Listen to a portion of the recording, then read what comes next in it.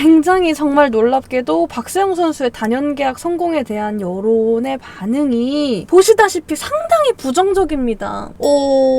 꽃겨울팀은 이런 반응을 예상하지를 못했어요.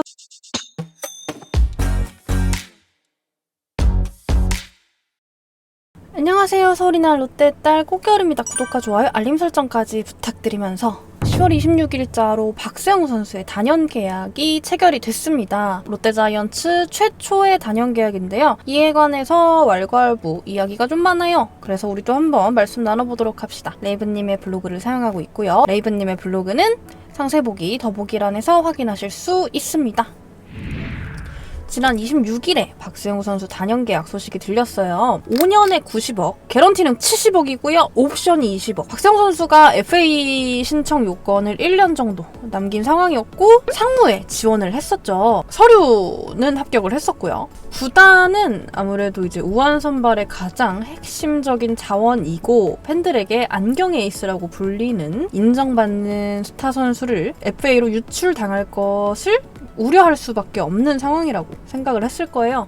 결과적으로 말씀을 드리면 단연 계약에 합의가 돼서 선수도 구단도 모두 만족할 수 있는 윈윈 계약에 성공하여서 팬으로서는 굉장히 반가운 소식일 수가 있는데요. 특히 롯데는요, 박세웅 선수가 군복무를 소화하고 난 시점이 3년 후이죠. 머니게임에서 고지를 점하기 어려울 거를 의식한 듯 해요. 지금 현재 롯데는요, 내년부터 도입될 셀러리캡 제도에서 10개 구단 중에 가장 여유로운 상황입니다. 박세웅 선수와 단연 계약을 하고 나서도 2023년, 2024년, 2025년에도 셀러리캡 여유분을 확보를 한 상태예요. 특히 이대호 선수가 은퇴를 했고요. 정훈 선수는 경제적으로 잡았고요. 손아섭 선수를 잡지 않음으로써 셀캡의 여유가 생겼고요. 그래서 이게 뭐냐면 프론트의 전략적인 연봉 다이어트와 비소모적인 FA 투자가 이뤄낸 결과일 수 있겠죠. 이 셀캡에 대해 이야기를 하자면 이번 비시즌 기간만 해도 이론상으로는 최대 3명까지도 외부 FA를 노릴 수가 있게 됐어요. 이 이야기는 좀 차치하고요. 그런데요, 나머지 구단들이 셀러리캡 제도에 대해서 불만을 좀 제기하고 있는 상황이라서 셀러리캡 재조정이 3년 뒤에 이루어질 예정입니다.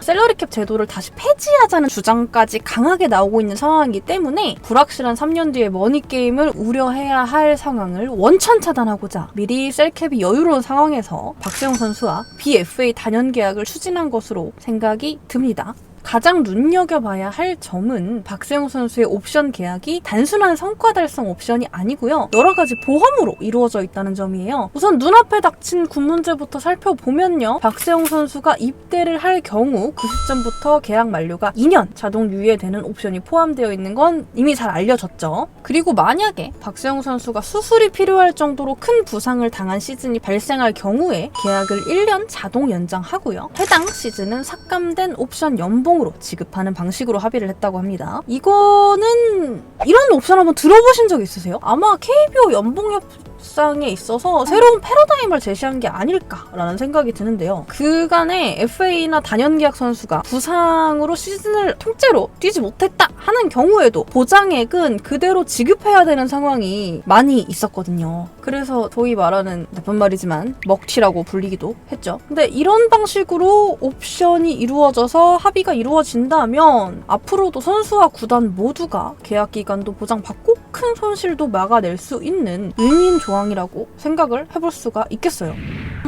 그런데 이렇게 당연한 이야기인데 왜 영상을 찍느냐 했는데요. 굉장히 정말 놀랍게도 박세웅 선수의 단연 계약 성공에 대한 여론의 반응이 보시다시피 상당히 부정적입니다.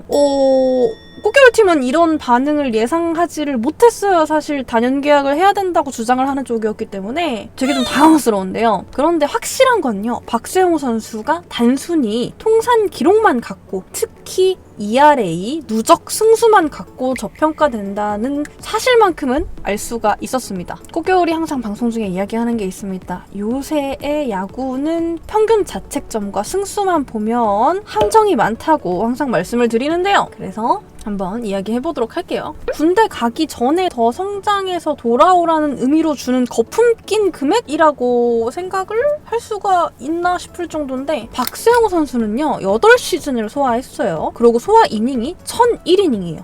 누적 WAR은 13.75고요. 특히 최근 3년간은 467.2이닝 소화하면서 이닝 소화수 전체 6위고요. 국내 선수 중에 1위예요. 확실한 이닝 히터로서 자리매김하였고요. 최근 2년 연속 10승 달성했습니다. 여러분들 클래식 스탯에서도 절대 밀리지 않는 모습이에요. 대표적으로 박종훈 선수의 기록과 문승원 선수의 기록을 살펴봐도 박세웅 선수가 모자란가 싶은 게 아니거든요. 박세웅 선수의 옵션 계약이 달성 조건이 아니고요. 군문제, 부상에 따른 계약 연장 등에 치중되어 있음을 감안하면 박세웅 선수의 계약은 단순 5년 90억이 아니고 7년 70억 플러스 알파 정도로 봐야 될 것 같아요. 그래가지고 경제적으로 잘 잡지 않았나. 왜냐면 군대를 포함을 하는 거니까 군대 2년은 포함을 하지 않으나 5년인 거니까 군대 2년 포함하면 7년이죠. 그쵸? 그러니까 결과적으로 7년에 70억 플러스 알파라고 봐야겠다. 또 박종훈, 문승원 선수는 계약 전에 이제 수술을 했거든요. 그래가지고 계약 1년 차를 사실상 조금 많이 뛰지 못했던 거를 감안하면 수술에 따른 계약 연장 옵션을 챙긴 것도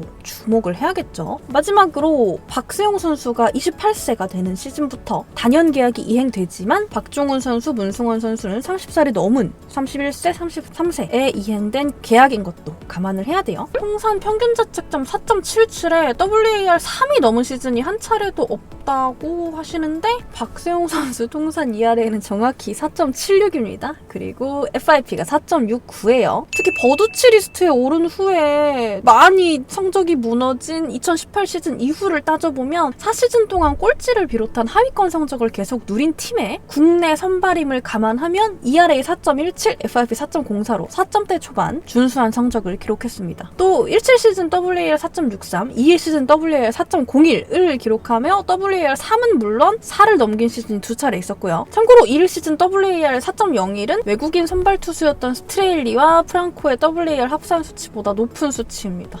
박세웅이 90억이면 류현진은 200억이겠네는 맞습니다. 그러지 않을까요? 그리고 이 얘기가 있는데요. 박세웅 선수를 살 돈으로 포수 사는데 써라! 라는 의견도 있었어요.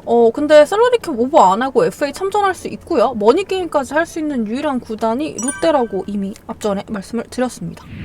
네, 약간 박세웅 선수 단연 계약에 대한 부정적인 의견을 다시 부정하는 의미로 한번 영상을 만들어 봤는데요. 저는 박세웅 선수의 단연 계약 자체를 굉장히 환영하는 바예요. 이게 금액이 어떻고 저떻고를 떠나서 롯데자이언츠가 할 수 있는 최선의 선택이 아니었을까라는 생각을 해봅니다. 여러분들의 생각도 참 궁금합니다. 꽃겨울팀은 여러분의 댓글을 모두 읽고 있습니다. 많은 댓글 부탁드리고요. 저는 아프리카에서 야구 이야기를 진행 중이니까요. 꽃겨울과 함께 야구 이야기가 하시고 싶으신 분들은 아프리카TV에 꽃겨울 검색하셔서 놀러 오시면 좋을 것 같아요. 박세웅 선수 축하드리면서 지금까지 서울이 난 롯데 딸 꽃겨울과 레이브님의 글이었고요. 우리 다음에 또 봐요. 안녕. 진짜 이 정도면은 프랜차이즈 해라!